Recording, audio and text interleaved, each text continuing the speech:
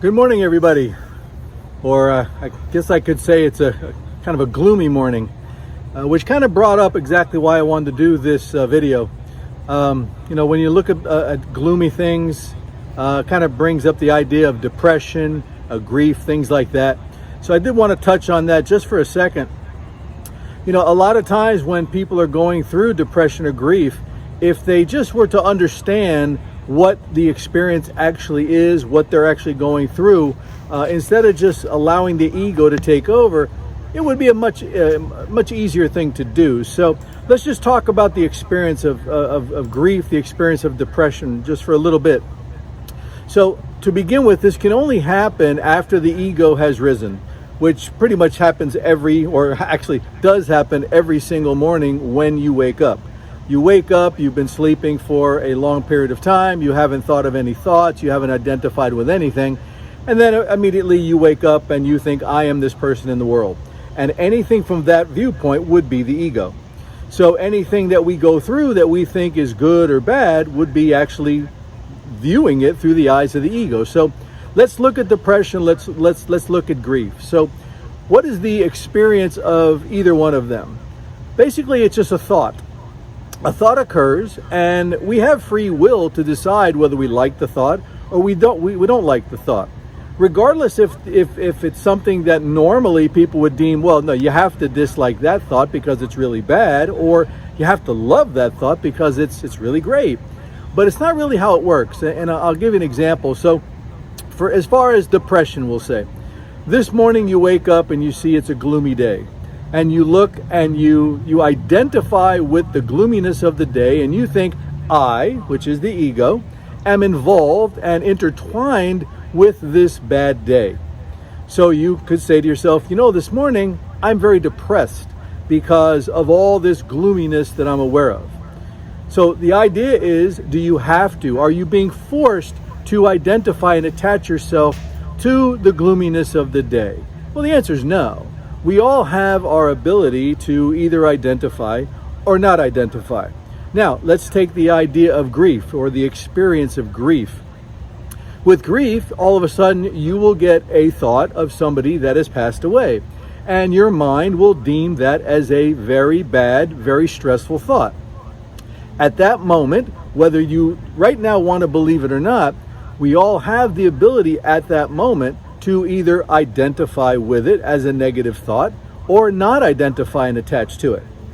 So the idea is that all of these things, grief and depression, they're really just experiences of a thought that arises. The ego is there. The ego grabs that thought, identifies with that thought, attaches themselves to that thought, and then they'll make the comment, I am depressed. I am grieving. How can we get out of this?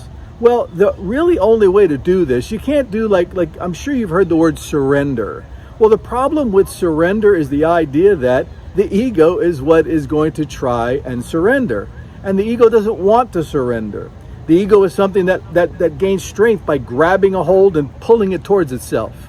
It gets stronger every time it identifies and attaches with something in the external world. While you're sleeping, you don't do any of this, which is why you are perfectly soundly sleeping. But while you're awake, the ego is there, and this is what we all do. So the only way to stop this and to be able to have surrender, it's not really to surrender, it's to have surrender, is to recognize in every experience what the thought is and who you are that's aware of the thought. And at that moment, immediately, the practice of self-inquiry is very simplistic at that moment. All you really do is, instead of having your attention, and when it's a depression or when it's grief, all of your attention goes towards that thought. So instead of having your attention on the thought, reverse it 180 degrees. You reverse it towards yourself, the one that is aware of the thought. And you keep your attention on yourself that's aware of the thought, instead of keeping your attention on the thought itself.